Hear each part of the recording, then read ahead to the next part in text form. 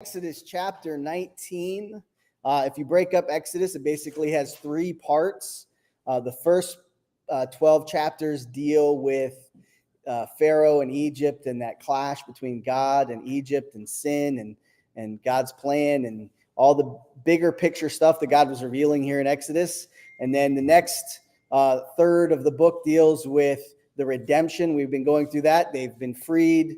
They're starting to establish a nation. And then the final part deals with the law and the establishment of a nation and really trying to build that up and bring organization to that. So we're in the middle part of the book of Exodus. And what do you remember from Bill's teaching last week? Well, Jethro. So I feel really proud of myself because I applied the study by having you lead the study.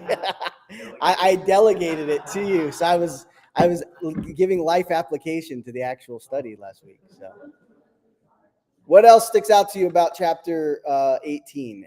Mo left his family. He did. So we like to say always the Old Testament is the mystery concealed. The New Testament is the mystery revealed. And the Bible interprets the Bible. So I can look in other places to kind of see if I have a question. Where else would we see this idea of a husband and wife being divided over time because of his roles and responsibilities that God gives him?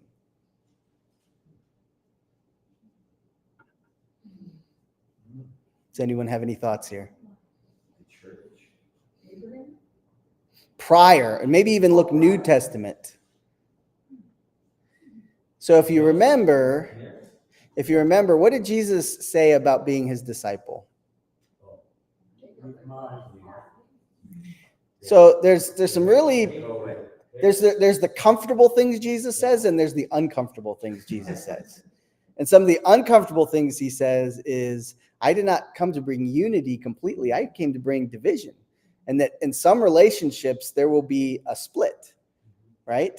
That there will be a division because one will choose the Lord and one will choose the flesh. One will choose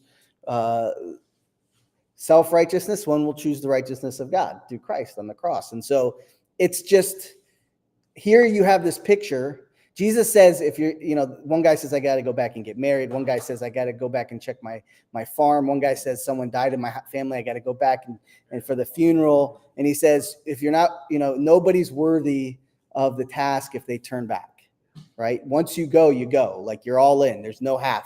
You can't be half in, half out. You can't be, he's not looking for half-hearted disciples. He's looking for fully committed disciples. And here Moses is an example of, I'm going to call you and you're going to follow me.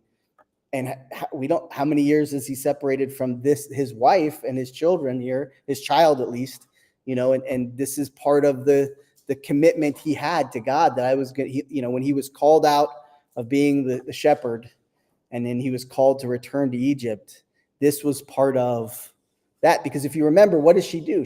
When he says we got to circumcise, there's an assumption, your son, you're asking everyone else to get circumcised, but your own son isn't circumcised.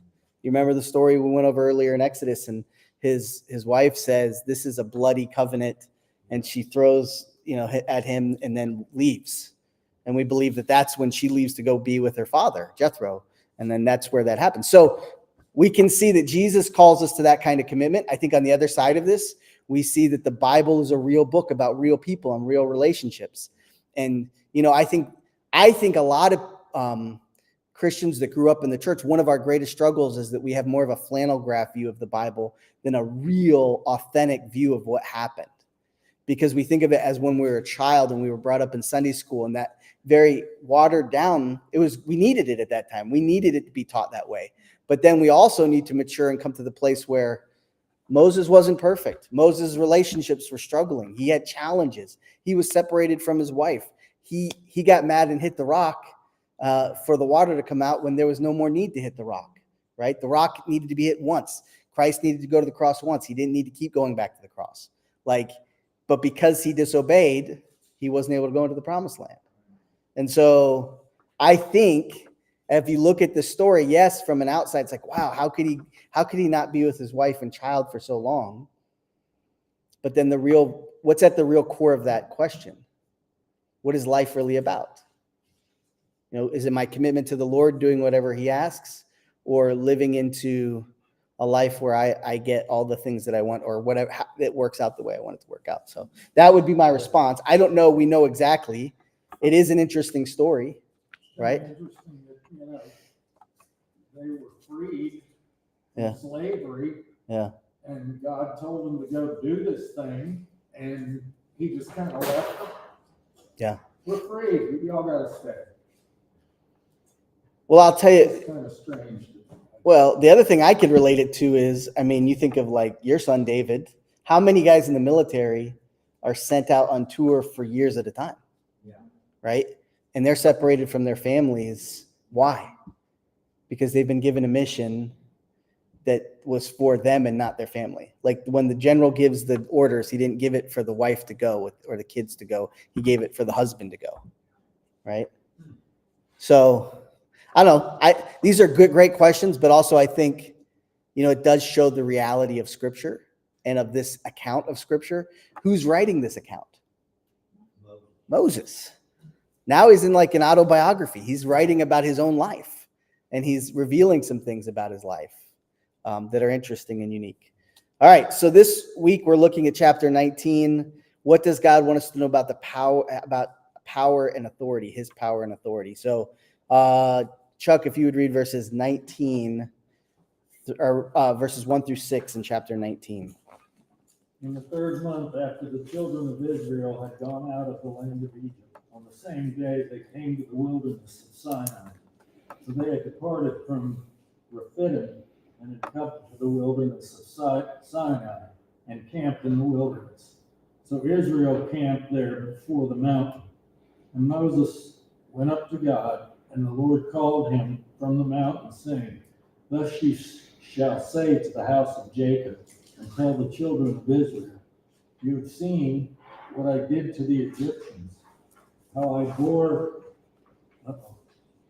you on eagle's wings and brought you to myself. Now therefore, if you will indeed obey my voice and keep my covenant, then you shall be a special treasure to me above all people. For all the earth is mine, and you shall be to me a kingdom of priests and a holy nation. These are the words which you shall speak to the children of Israel." All right, what stuck out to you about these verses?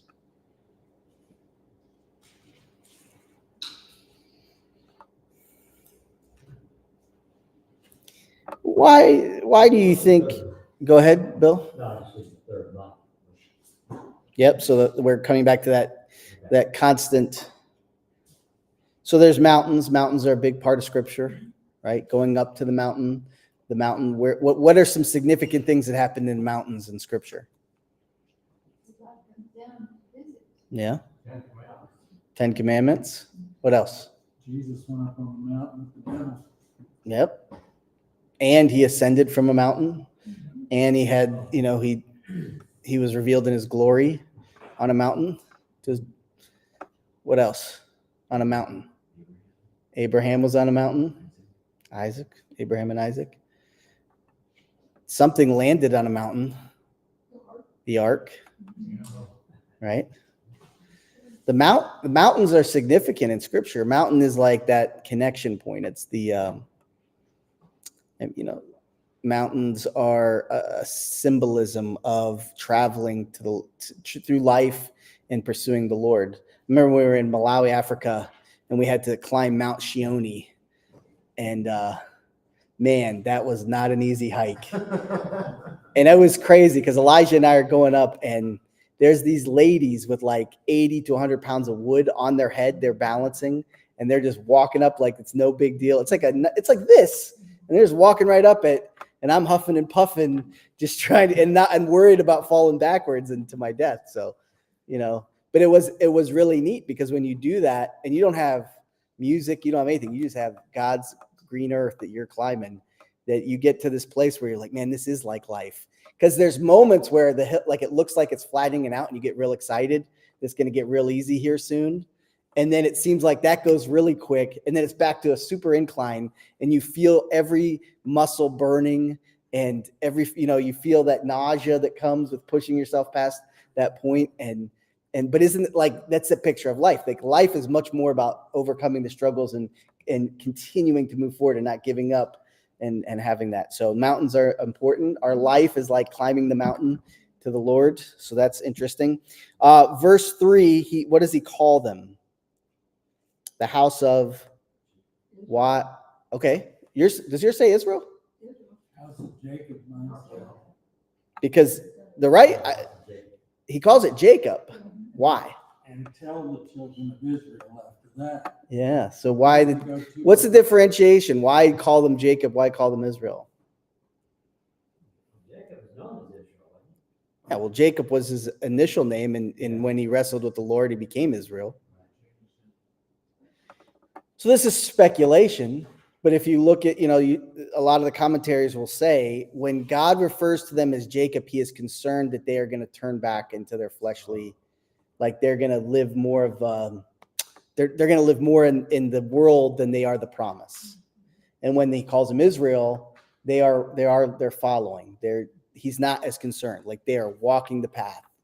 And so the name does matter, right? He's giving hints about things. It's like if you call your child or grandchild their full name, what usually does that mean? They're in big trouble, right? It's still the same name when they're not in trouble. It's just now you're using all of their name, right? Or even in how your voice inflection when you say someone's name has power. All right, it says in verse 4, what did he bear him up in? Or he bore you up on? What is that? What does that lead you to refer to in Scripture?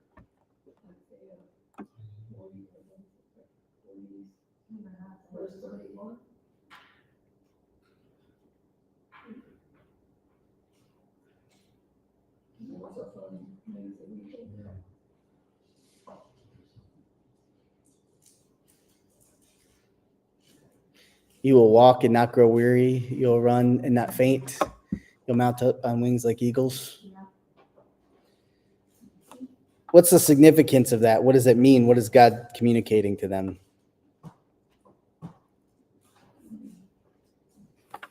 Why choose eagles? What is the point? Is he patriotic? Right? Did the eagle have a machine gun with him?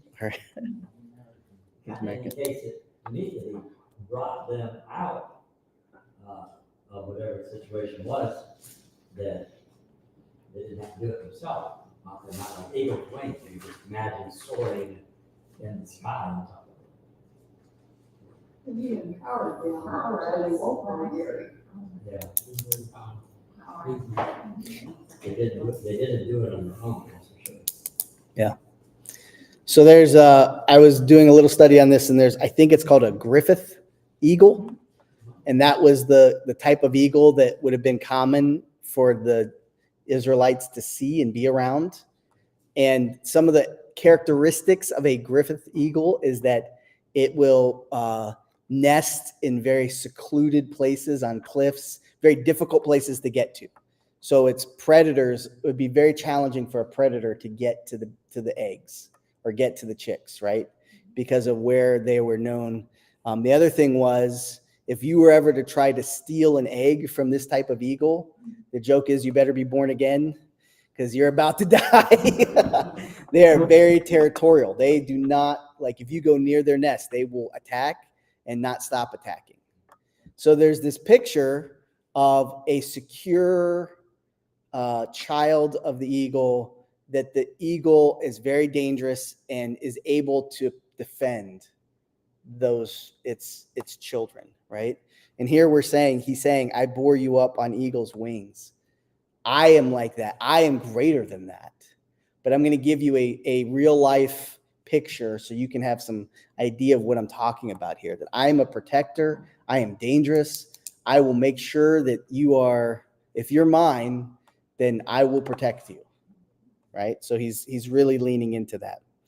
Very interesting in verse 5, because this is one of those theological debates that you need to be aware of. Verse 5, it says, what does it say in verse 5? Now, therefore, obey my voice. If, underline that if. Option. This covenant, and this is, there's like, it's the Serenical covenant or something. It's not that, so there are a lot of people don't think this is the Abrahamic covenant. The Abrahamic covenant is, I will make you a great nation, right? And interestingly enough, I just picked up on this too recently. You know, we have all this stuff going on, Palestinians in Israel, in Israel, right? That conflict in Gaza, all those things. Who do the Muslims look back as the father of their nation? Abraham. Who do the Jews look back as the father of their nation? So God did make him a father of that place. He did, in the end, give him that land. He just didn't give it all to Isaac's descendants, right? Which I never really thought of it that way before. That, yes, they're battling. They're not, and you know what? They're not battling, like, it's not about Palestinians' heritage of the area. It's really demonic. And what it is the demonic powers are trying to see if God will fulfill his promise of maintaining this people. That's why, because is there any rational reason for Ivy League students in the United States of America who make to be so involved in a conflict when there are so many conflicts in the world to be involved with? Why pick this one?